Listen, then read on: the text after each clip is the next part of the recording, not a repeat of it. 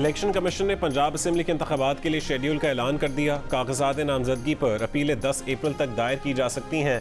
अपीलों पर फैसला 17 अप्रैल तक होगा। उम्मीदवारों की नजरसानी शुदा फहरिस्त 18 अप्रैल को जारी होगी। कागजात नामजदगी वापस लेने की आखिरी तारीख 19 अप्रैल होगी। उम्मीदवारों को इंतखाबी निशानात 20 अप्रैल को जारी होंगे। इलेक्शन कमीशन ने यह शेड्यूल गुज़श्ता रोज़ सुप्रीम कोर्ट के हुक्म के बाद जारी किया है। सुप्रीम कोर्ट ने इलेक्शन इल्तवा के खिलाफ केस पर फैसले में पंजाब असेंबली के इंतखाबात 14 मई को कराने का हुक्म दिया है। इंतखाबात के लिए कागजात नामजदगी जमा हो चुके थे और उनकी जांच पड़ताल का अमल मुकम्मल हो चुका था जब इलेक्शन कमीशन ने इलेक्शन के इल्तवा का नोटिफिकेशन जारी किया था।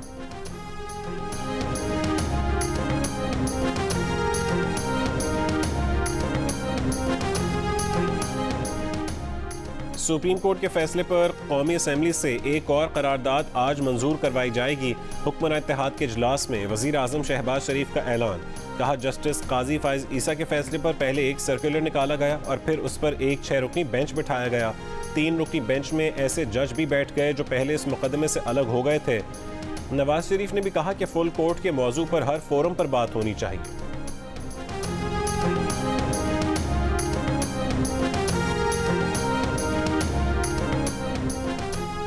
हुकूमत सुप्रीम कोर्ट के फैसले के खिलाफ गई तो सब बाहर निकलेंगे। मुख्तलिफ शहरों में तहरीक इंसाफ की यौम तशक्कुर पर इमरान खान का खिताब। कहा, हुकूमत चाहती है कि मुल्क की सबसे बड़ी जमात और फौज के दरमियान गलत फहमियाँ पैदा की जाएं। कहा, उनके घर पर हमला हुआ, जुडिशल कॉम्प्लेक्स में उनको अगवा का प्रोग्राम बनाया गया, उस पर कहा गया कि उसके पीछे नामालूम अफराद हैं। वो इस्टेब्लिशमेंट से कहते हैं कि अक्टूबर में इलेक्शन कराने से पाकिस्तान का क्या फ़ायदा होगा। क्या अक्टूबर में पैसे आ जाएंगे या सिक्योरिटी बेहतर हो जाएगी।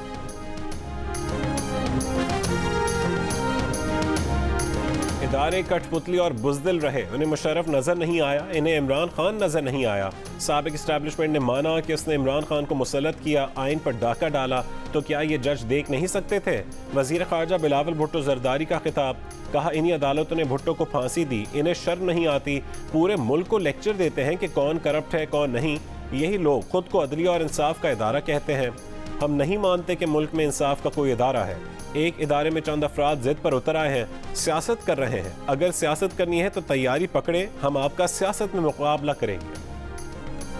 अक़लियती फैसला तो फैसला होता ही नहीं, उसे मानना कैसा। मरियम नवाज ने भी सुप्रीम कोर्ट का फैसला मानने से इनकार कर दिया।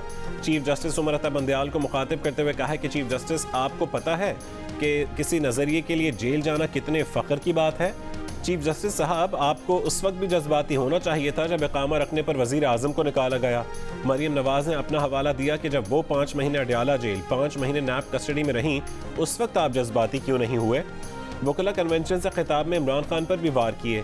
बोली, जिसका ट्रैक ही इंतशार है, उसके कहने पर पाकिस्तान की कोई चीज़ नहीं हिलेगी। कर लो जो करना है, इलेक्शन से नहीं डरते, इलेक्शन तो वक्त पर होंगे। इमरान खान हार जाएंगे फिर रोएंगे। मरीम नवाज ने दावा किया कि इमरान खान सबका नाम लेगा लेकिन फैज़ हमीद का नाम नहीं लेगा।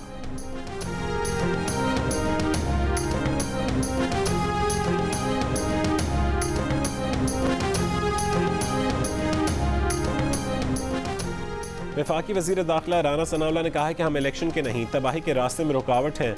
मुतनाज़ इलेक्शन मुल्क को एनआरकी और अफरा तफरी की तरफ धकेलेगा। इलेक्शन से घबराने वाले नहीं, कभी सेलेक्ट होकर नहीं आए।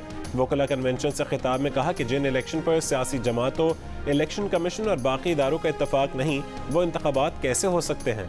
एक आदमी अपनी जिद पर अड़ा हुआ है, कभी लॉन्ग मार्च, कभी इंसानों के समंदर से इलेक्शन चाहता है। इलेक्शन ज़रूर होंगे लेकिन वक्त पर तमाम स्टेक होल्डर्स की मर्जी और इत्तफाक की राय से होंगे। वज़ीर कानून आज़म नज़ीर तारड़ ने कहा कि वकला ही नवाज शरीफ को तराजू के पलड़े बराबर करके देंगे। वकला के लिए नून लीग की हुकूमत की कारकर्दगी बहुत अच्छी है, 50 करोड़ की ग्रांट दी है, लॉयर्स प्रोटेक्शन का कानून बनाया है।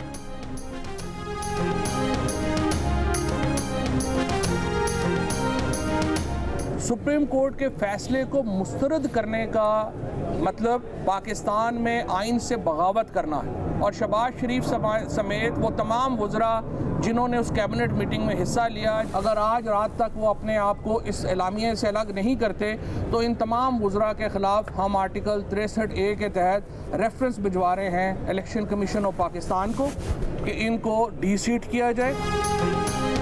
सुप्रीम कोर्ट का फैसला न मानने का काबीना का ऐलान आइन से बगावत है। तहरीक इंसाफ इन वज़रा के खिलाफ नाअहली का रेफरेंस लाएगी। फवाद चौधरी का ऐलान। वार्निंग दी कि काबीना इजलास में शरीक वज़रा ने काबीना के एलामिये से इज़हार लाताल्लुक़ी नहीं किया तो उनके खिलाफ इलेक्शन कमीशन में नाअहली का रेफरेंस दायर कर दिया जाएगा। साबिक स्पीकर असद कैसर बोले डेड लॉक के खात्मे के लिए हुकूमत से मुज़ाकरात के लिए तैयार हैं। मुल्क को एनआरकी से बचाना है। इलेक्शन की तारीख बढ़ाने के लिए वन टाइम आइनी तरमीम करनी पड़े तो पीटीआई उसके लिए भी तैयार है।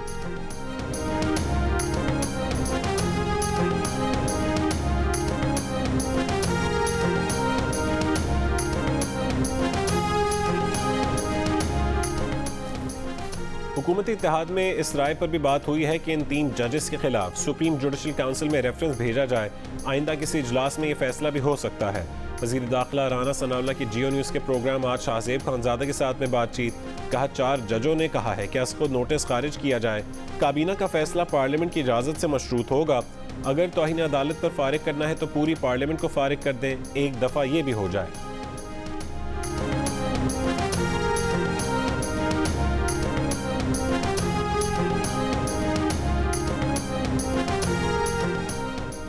IMF से स्टाफ लेवल मुआहदे में मुश्किलात। पाकिस्तान को $3 अरब की फंडिंग की ज़रूरत। सऊदी अरब ने $2 अरब देने की ज़मानी यकीन दहानी करा दी। इसाक डार 10 अप्रैल को अमरीका जाने से पहले अरब अमारात जाएंगे। वज़ारत ख़जाना के ज़राए के मुताबिक IMF को मुख्तलिफ शोबों में सालाना 900 अरब रुपये सब्सिडी पर एतराज़ है। IMF शरह सूद में महंगाई के हिसाब से मजीद इजाफे के मुतालबे पर भी कायम है। पेट्रोलियम लेवी और टैक्सेस का शॉर्टफॉल पूरा करने का मुतालबा भी कर दिया।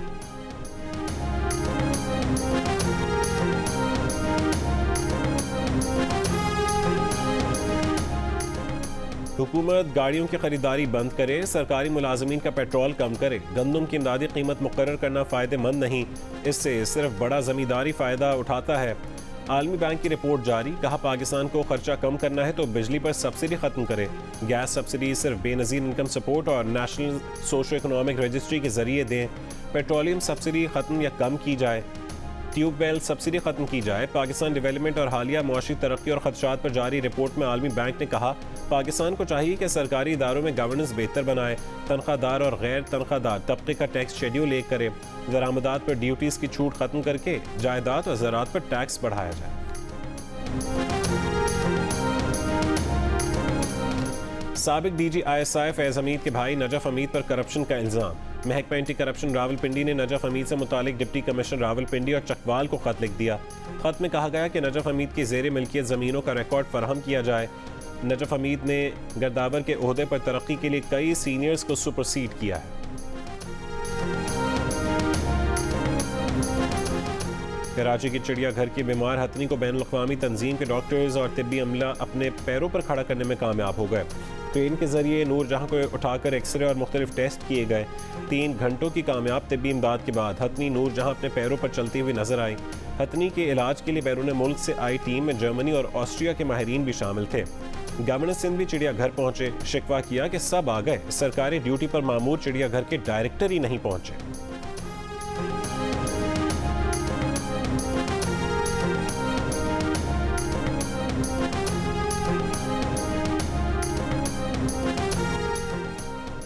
वकला कन्वेंशन में तकरीर धुआंधार। घर पहुंची तो हो गई फिक्र अफ्तार।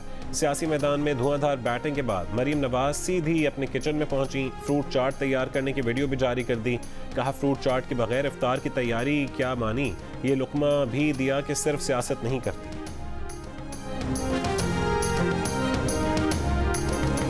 खैरपुर में सचल सरमस्त के उर्स की तकरीबात। वज़ीर आला सिंध मुराद अली शाह ने इफ्तिताह किया। बड़ी तादाद में अक़ीदतमंदों की शिरकत। 3 रोज़ा तकरीबात में सूफ़ी समा कॉन्फ्रेंस, महफिल मुशायरा, मलाकड़ा और ज़रिए सनती नुमाइश भी होगी।